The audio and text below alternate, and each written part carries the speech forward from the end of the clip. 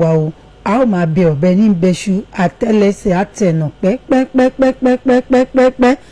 a ò ní wàrà wa tì lágbára ọlọ́run ọba lórí ètò Àgànláyé àtèmi àti ẹ̀yin gbogbo olólùfẹ́ mi gbogbo níbikíbi tẹ́ ẹ ti láǹfààní láti máa gbọ́ ètò yìí bóyá yìí ń wò mí ní lórí fọ́nrán ni àbẹ́yìn ń gbọ́ ni mo ní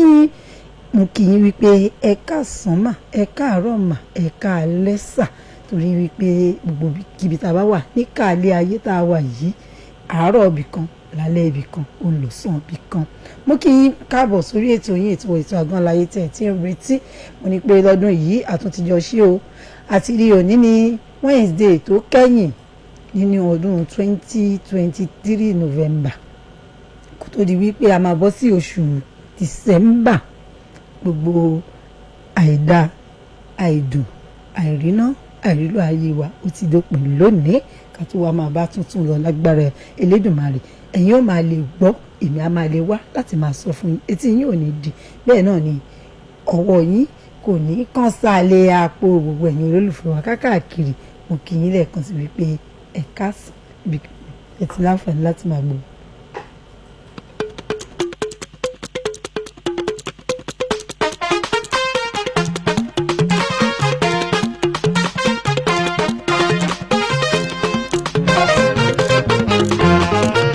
Àlàbí ọjọ́ ẹ̀ máa rí o Pasuma ṣùgbọ́n láti wọ́n ti rò pé pẹ̀lú ni kò lè bá wọn dé ní ọmọ òun padà yẹni tí wọ́n gbọ́wọ́ sọ́yà pé ọmọ wa nù. Àlàbí ọjọ́ ẹ̀ máa rí o Pasuma ṣùgbọ́n láti wọ́n ti rò pé pẹ̀lú ni kò lè bá wọn dé ní ọmọ òun padà yẹni tí wọ́n gbọ́wọ́ sọ́yà pé ọmọ wa ní.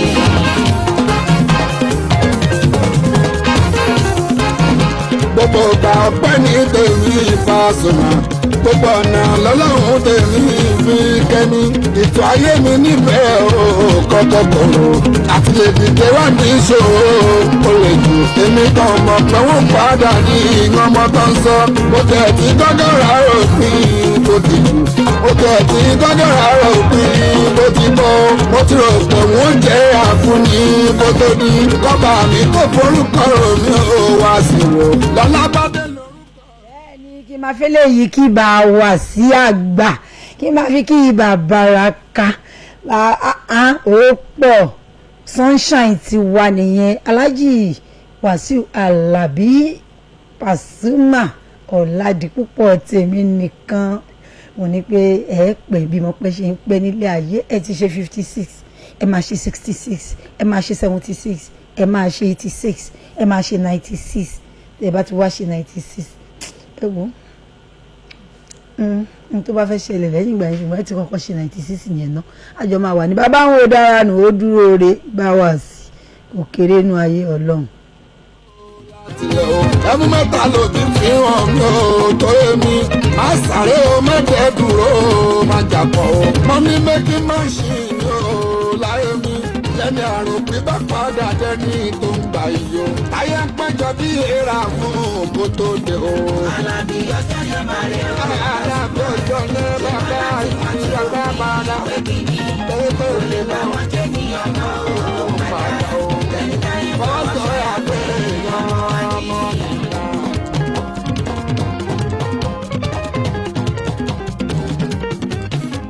òkìkí táyà. Ẹlú agogo.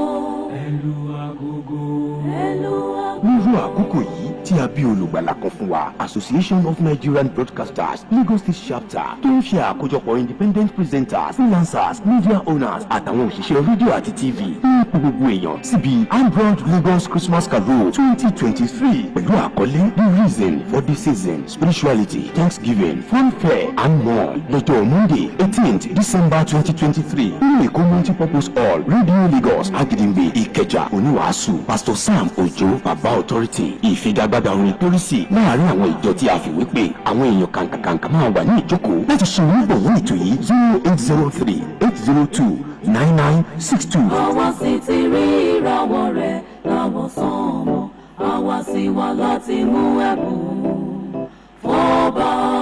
tàbí fún wa. Ambroad Lagos Christmas Carol ẹ máa yọ̀. Bóyá kò mú lórí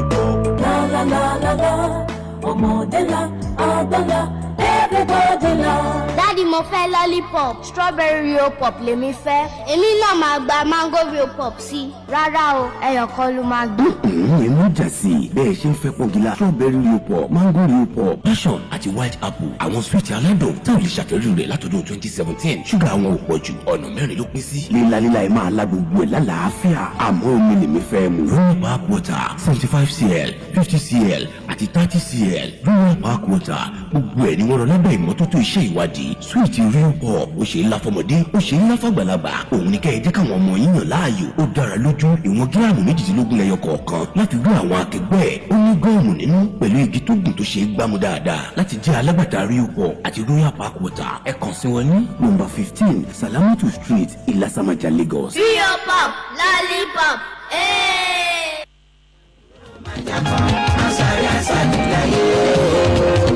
ó yàwó mi ó tún mi wò ayé mi lè jọjú ṣùgbọ́n ọ̀nà kòrò mo ń jọlá ìyànjú ẹni rí mi tó ń yọ tí kò rí mi tẹ̀lẹ̀ dúdú ṣùgbọ́n ìwò bẹ̀mí ooo ṣùgbọ́n ìwò bẹ̀mí ló sọ mí di ràn àwọn ojú. àdúró ẹ̀jẹ̀ àtọ̀ náà mẹ́sàn-án oníbàjẹ́ bàdúró bó bàdùn súnmọ́ bàtò ládùn àgbẹ̀jà kan. Àgànláyé ilé ayé yìí kò ṣe dágbé. Àgànláyé ká fọwọ́sowọ́pọ̀ ló tọ́. Àgànláyé ilé ayé yìí kò ṣe dágbé. ẹ káàbọ̀ padà Àgànláyé létò olórí rédíò Lagos 107.5 FM tiwantiwa mo ní gbogbo ẹ̀yin olólùfẹ́ wa ẹ lọ tẹ̀lé wa lórí àwọn social media handle wa tó bá jẹ́ wípé ẹ̀yin ti mísì ọ̀pọ̀lọpọ̀ àwọn ètò Àgànláyé ni àbáwọn olólùfẹ́ yín tàti gbé wá tẹ́ ò sí ńbẹ̀ ni ẹ lọ sórí YouTube Jùmọ̀bí Omiṣore àbíkẹ́tì ẹ̀tẹ́ Àgànláyé ó máa gbé wá fún yín kò sí ẹ́písòdù tẹ́ fẹ́ lájọ́ta ti bẹ̀rẹ̀ tí ò sí níbẹ̀ tẹ́ bá ṣe ń wò náà ni kẹ́ máa fọ́lò wa kẹ́ subscribe kẹjọ kẹ́ bá wa láìkí ẹ̀ torí bẹ́ẹ̀ ṣe láìkí wa tẹ́ ẹlẹ́yìn gbádùn wa ẹ jẹ́ káwa náà gbádùn yín mo ní ẹ̀yin tó rí Facebook Jùmọ̀bí Omiṣore ẹ lọ sórí Facebook ẹ lọ fọ́lò wa ẹ máa rí gbogbo àwọn ètò wa náà ó wà níbẹ̀ bẹ́ẹ̀ ẹ̀yin tí orí Instagram official Jùmọ̀bí ẹ lọ bí mo ṣe máa ń sọ yẹn tẹ̀ sójú ẹ̀ official Jùmọ̀bí ẹ kọ́ papọ̀ ni ó yá ẹ máa fọ́lò wa báyẹn àwa náà tá a bá ti ṣe tán a máa fọ́lò yín back kẹjẹ́ ká máa tẹ̀lé ra wa back to back torí pé kò ṣeé dúró wò bó ṣe ń lọ báyìí náà ni ká máa tẹ̀lé ilé ayé gan ò dúró kí wọ́n sáré máa jẹ́ kó yé yín wípé ṣe mọ ètò tí Jùmọ̀bí máa ń ṣe nínú àwẹ̀ Nuru Salam ó ti pé ọdún 10 a dẹ̀ fẹ́ ṣe ní January 24 nínú ọgbà Radio Lagos yìí náà láti máa ṣe ní upper suit ní multipurpose hall wa níbí báyìí so tó bá ṣe ń lọ mo máa já yín sí i mo máa pè yín tèmi gbogbo ẹ̀yin tẹ́ ẹlẹ́yinjú àánú tẹ́ ti máa ń bá wa dá sí i tẹ́lẹ̀tẹ́lẹ̀ gbogbo yín àwọn tá a máa fún ní award ó wà bẹ́ẹ̀ náà ni a máa pe gbogbo yín pé kẹ̀jẹ́ ká ṣe kí ni ẹ ṣáà ti mọ̀ pé Jùmọ̀bí mo ní pé ó dàbí ọ̀rọ̀ ètò mi ni ọ̀rọ̀ àwọn èèyàn ó jẹ mí lọ́kàn Àgànláyé yìí ìtumọ̀ ẹ̀ nípa àjùmọ̀ṣe ni kò sẹ́nìkan tó lè dálé ayé ṣe bẹ́ẹ̀ náà ló ṣe wà nínú ọ̀rọ̀ Nuru Salam tá a máa ń ṣe nínú àwẹ̀ torí pé àwọn ìmọ̀ ìyá àti bàbá wa nínú ẹ̀sìn múmìnì àti múmìnì òdodo kódà kó jẹ́ lẹ́sìn Kristẹni tó bá ti jẹ́ ní oṣù yẹn ló wà tó jẹ́ pé yé mi wípé àní kò sí jíjẹ múmu nílé àwakọ̀ Ọlọ́run ni ó ti wá pọ́dún 10 tá a ti ń ṣe láfẹ́ kó jáde bí ọmọ ọjọ́ mẹ́jọ káwọn èèyàn náà onínú dùn ọlọ́rẹ̀ tó bá wù kan tó bá wa dá sí kó bá wa gbé níbi tá a gbé dé January 28 la máa ṣe nínú ọgbà Radio Lagos bó bá ṣe máa jẹ́ máa já yín sí i lọ. ẹ jẹ́ kí n kí àǹtí mi dáadáa happy birthday to you to my beautiful sister Moneymus Jewelry Àyọ̀ká ẹlẹ́mázímà nìyẹn bẹ́ẹ̀ ni Aláàjà Mọ́nílọ́lá Sàlámì Alimi olórí Alhaji Monsuru Alimi Mazima happy birthday to you ẹ máa ṣe ọ̀pọ̀lọpọ̀ ọdún láyé nínú owó nínú ọlá ìfọkànbalẹ̀ àtẹ̀yìn àtọkọ yín ẹ máa jù pẹ́pẹ́pẹ́ fúnra yín ni lágbára Ọlọ́run àwọn èèyàn ti mọ̀ yín léèyàn dáadáa náà mọ̀ yín sí àwọn èèyàn ti rí yín inú wọn ń dùn wọn ní rí yín banújẹ́ ẹ ní di ẹni àná lágbára Ọlọ́run tó bá tọ́jú ọdún tó ń bọ̀ ẹ máa tún ṣe àti ẹ̀yin àti àwọn ìbejì yín àjọ máa ṣe lágbára Ọlọ́run long life and prosperity my beautiful sister Moneymus Jewelry happy birthday to you. gbogbo ẹ̀yin tèmi ẹ̀yin champions mi níbo lẹ wà báyìí torí pé lórí pé ní last week yẹn mi ò fún yín ráyè dáadáa mo pé ìjọba kan mọ́ àwọn champions mi gbọ́n àwọn tó láwọn fẹ́ wá sórí ètò Àgọ́láyé mo ní ẹ ṣì ní sùúrù náà ṣùgbọ́n kí n tó pé ẹ̀yin champions mi wọlé ẹ̀yin mọ́mì ẹ̀yin ìyá wa àtẹ̀yin dádì ẹ̀yin lọ̀rọ̀ bá wí o ọdún láti ṣe yìí ọdún tí ń lọ sópin ọ̀pọ̀lọpọ̀ yín níjọ́ tẹ̀ ti fẹ́ra yín wọlé láti lè níyàwó ọ̀ṣìngín ẹlòmíì ò tiẹ̀ wá mọ bó ṣe ń ṣe pẹ́pẹ́ fúrú mọ́ kí ló ń ṣe yín ẹ máa sọ pé wọ́n ní tight chic wọ́n ní nì nígbà tẹ́yìn gangan fúnra ara yín tẹ́ ẹ̀ mójú dáàdì tẹ́ ẹ̀ mọ bẹ́ẹ̀ ṣe máa fa orí wọn wá sílé February 14 ẹlòmíì máa ń ṣe ayẹyẹ ìfẹ́ nínú ilé alárinrin nínú ilé ibi tọ́lọ́run ń dá nínú ilé táyọ̀ àti ìdùnnú ń gbé tọ́lọ́ fún yín láwọn ọmọ àlùbáríkà ṣé ẹ̀kan lọ́dún ló yẹ kẹ́ ẹ máa ṣayẹyẹ ìfẹ́ àsìkò tá a wà yìí àsìkò tó yẹ ká máa fi ìfẹ́ hàn síra wa ni ṣó easy ní January to November ẹ̀yin orí yóò di ilé ìwà ní fàdádì mọ́ra àsìkò yìí bẹ́ẹ̀ dádì ti mọ̀ pé tí wọ́n bá délé omi ọbẹ̀ náà ní àtẹwédú ẹ̀ ní nǹkan kan ẹ lè bọ́ síta kẹ́ ẹ lọ kọ́ bọ́n ṣe ń dáná oúnjẹ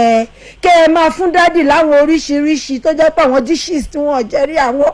oúnjẹ aládìídùn tí dádì kan máa dé ẹ máa ṣẹ́ẹ̀tì tébù wọn ní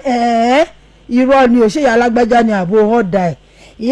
bí ayé ṣe rí nìyẹn èèyàn kì í dúró sójú kan ẹ pọ́nṣẹ́ yín lé mọ́mì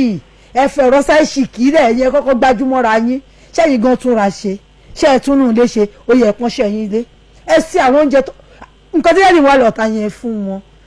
dádì wọ́n láìkì smoothie kí ló mú wọ́n tó ò lè rẹ́ńjìnì kò ṣe nú ilé gbogbo àwọn fúrúùtù tí ó fẹ́ràn yẹn kó o ti gbé sínú fíríjì kó tó dé kó o sáfù bí wọ́n ṣe bá ṣe dé látọ̀ ibi iṣẹ́ tí wọ́n ti wọlé tán ti bomi sára ìwọ kọ́kọ́ gbé fún wọn pé ọkọ mi máa fi lè step down mọ́ ó yá Christmas ló ń bọ̀ yìí mọ̀jú kẹ́ ẹ ṣe ráìsì àtomi ọbẹ̀ yìí náà lọ àbíjọ́ lọ fún òrùn kí ló ṣẹlẹ̀ kí ló mú ojoojúmọ́ náà fún January títí di sin ráìsì náà là ń jẹ bó o ṣe pàṣípàṣíkì ní bó o ṣe Nàìjíríà ráìsì ní bó o ṣe ọ̀fadà ní bó ráìsì náà ráìsì ń jẹ́ rú ẹ̀fọ́ tó dáa ṣé ó lù ní dáàdì láìkí àwọn ọbẹ̀ tán máa ń lọ jẹ lọ́dọ̀ mọ́mì látijọ́ tí mọ́mì dẹ̀ ti wá ṣe kínní tó ti lọ bí àgbà ń rè ṣé dáàdì rí jẹ kí ló dé tẹ́ ẹ̀ kì í pọ́nṣẹ́ ilé àfi kẹ́ ẹ ṣá máa wáṣọ fóònù dáàdì gbogbo bí tí wọ́n pè yín sílẹ̀ ẹ máa wá yọjú sí gbogbo tí ó kàn yín ọkàyà burúkú sókè wo mò ń bọ̀ ẹ̀yin ni mo wá wá lẹ́nìí torí yìí mi ṣe gbàlejò wa ẹ pọ́nṣẹ́ yín lé December làwa yìí ẹ fi flavour sí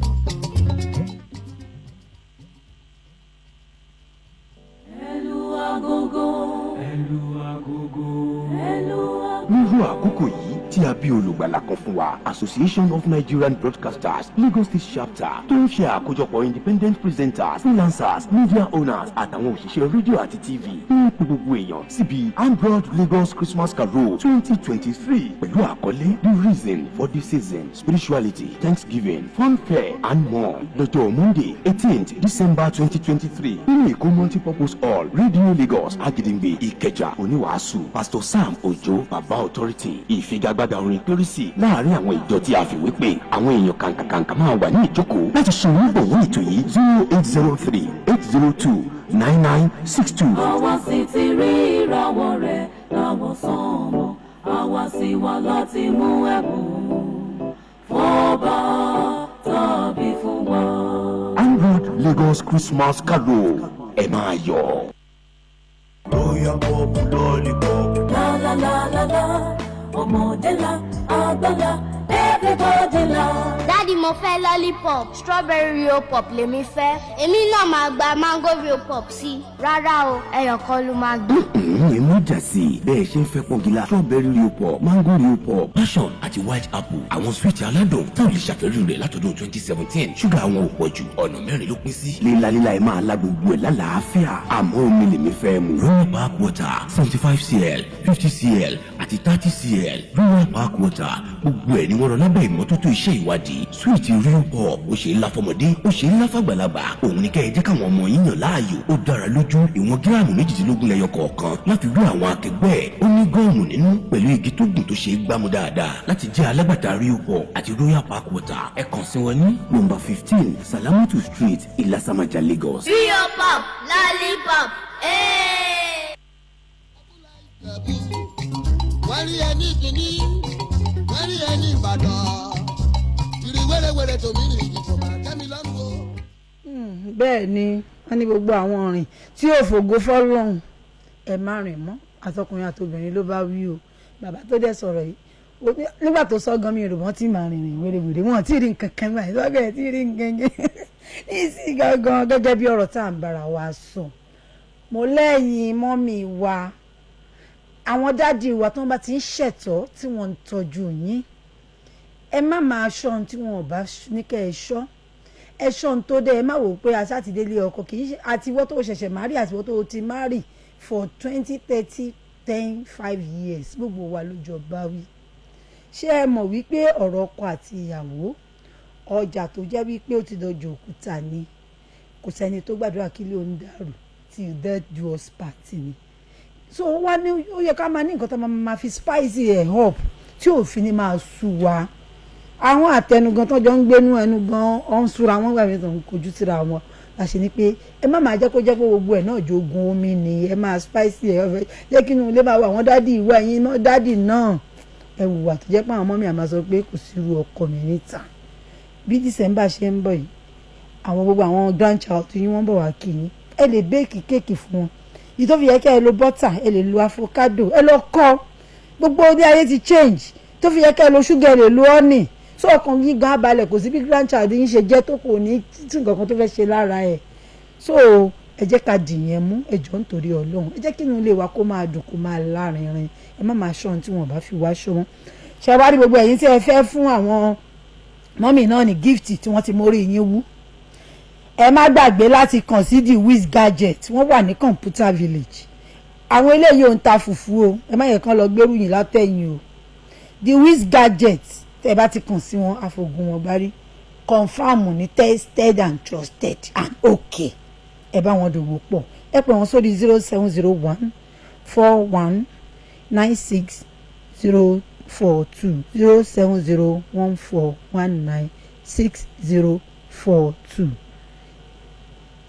07014196042 07014196042 o fẹ́ ṣe alága àdúrà àbálága àjókòó fẹ́ fọmọ fọ́kọ ni àbí wò fẹ́ sin ọmọ lọ sí ilé ọkọ àbò fẹ́ fẹ́yàwó fún ọmọ ẹ kàn sí classic alága yẹn jùmọ̀ bí omi ṣòre olóòtú ètò ẹ̀gbọ́n àlàyé ẹ kàn sí mi ẹ jẹ́ kí a fi kí classic alága kó bá yín ṣe alága àdúrà àti alága àjókòó ọmọ yín kó wà classic àkàbà yín fi kíláàsì sí i ó ti yé yín ẹ pè mí sórí 070 44 24 7984 080 44 24 7984. ẹ̀yin champions mi ṣe ti wà níkàlẹ̀ ó yẹ ẹ máa fi rọ́ṣìn pè mí wọlé ẹ má gbàgbé wípé iléeṣẹ́ Royal Foods and Drink Nigeria Limited tí wọ́n wà ní number 15 Salamoto Street Ìlàsàmájà lẹ́kọ̀ọ́ wọ́n ti kẹ́bùn wọlé bíbà fún mi àwọn ni wọ́n ń ṣe sweet Rio pop ìpele 4 ló wà o àní strawberry àní apple àní passion bẹ́ẹ̀ náà là ní mango flavour mẹ́rẹ̀ẹ̀rin ló dáa tẹ́ ẹ bá tún láàtọ́ ó ní gọ́ọ̀mù nínú ó gbé wọn ó ní igi tó ṣe é gbá mú wọ́n ti wá wa lù ló ń tẹ̀ wọ́n wò pé kò dáa fáwọn ọmọ ó ní kẹ́ ẹ máa rà jáde mọ́mí ẹ fẹ́ ra nǹkan fáwọn ọmọ nílé ni gbogbo ẹ̀yin ìyá tẹ̀ ń ta tẹ̀yìn àdúgbò sí ẹ̀wà ń wáṣẹ́ ni onípò rí nǹkan tó fẹ́ ṣe máa lọ sí iléeṣẹ́ Royal Foods and Drink Nigeria Limited number 15 Salamoto Street Ìlàsàmájà lẹ́kọ̀ọ́ lọ bá wọn dòwò pọ̀ iyekíye tó o bá ní kó lọ ó ti da lágbàtà nìyẹn àwọn náà ni wọ́n ń ta omi Royal Park water ìyẹn wà lẹ́jẹ̀ wọn lóríṣìí mẹ́ta ni àní 75 cl àní 50 cl bẹ́ẹ̀ là ní 30 cl ṣe tẹ̀lé àwọn 50 and 30 yẹn wọ́n dáa fún pàtì wọn máa waste ẹ̀ ẹ̀yin champions mi ẹ pè mí 07056461075 07056461075 tàbí 07056551075 wọ́n ti kẹ́bùn wá fún yín o àga ìjókòó ní o lunch box ní o water bottle. Hello champion. Hello Yopo. Hello Yopo. How are you? I'm fine. ọmọ ọdún mélòó ni ẹ? Very good. Kí ló pé?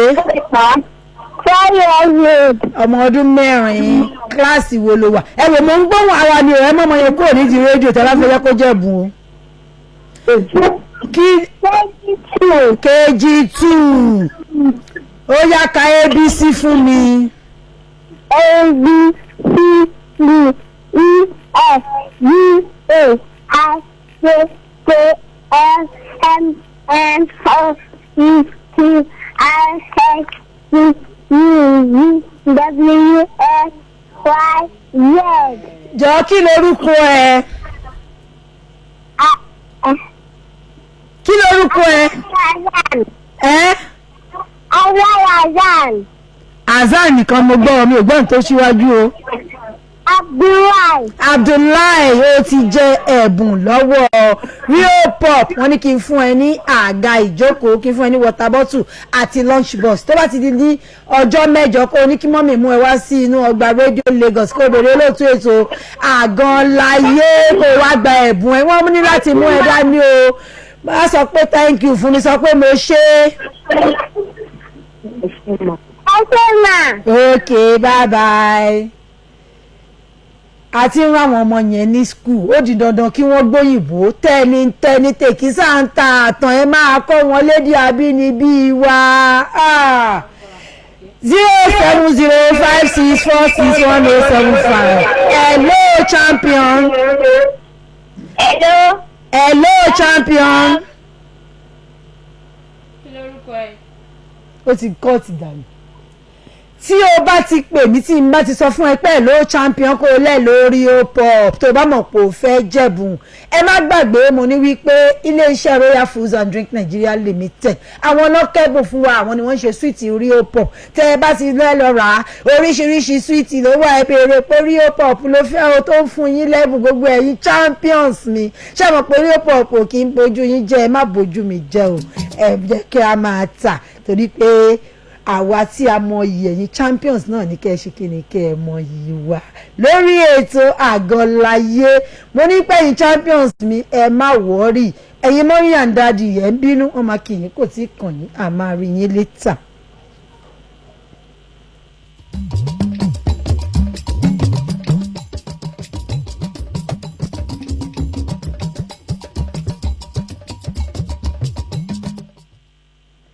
Hello champion. Hello. Ó dẹ̀ wùn mí wọ́n ti kẹ́bùn fún mi mo ní kí n máa ṣe Christmas fẹ́yìn ọmọ yìí ṣùgbọ́n àsìkò yẹn ò sí mọ́. Ẹ ṣe gbogbo ẹ̀yin champions mi tó bá tún di lọ́jọ́ mẹ́jọ ẹ pàdé wa lábala Rio Pop. Kò ní jù báyìí lọ lórí ètò Àgànláyé mo ní ẹ má gbàgbé láti lọ follow wa lórí àwọn social media handle wa. Ẹ lọ sórí YouTube wa Jùmọ̀bí Omiṣore tàbí kẹtẹ Àgànláyé síbẹ̀ Jùmọ̀ bí Omiṣore lórúkọ tèmi ọmọ wọn nífẹ̀ẹ́ òòyè níbi tó Jùmọ̀ rere ti mú wá sílé ayé. Mo dúpẹ́ lọ́wọ́ olóòtú ètò mi Dámilọ́lá Adébáyọ̀. Yókù tún di lọ́jọ́ mẹ́jọ. Ó dàbọ̀.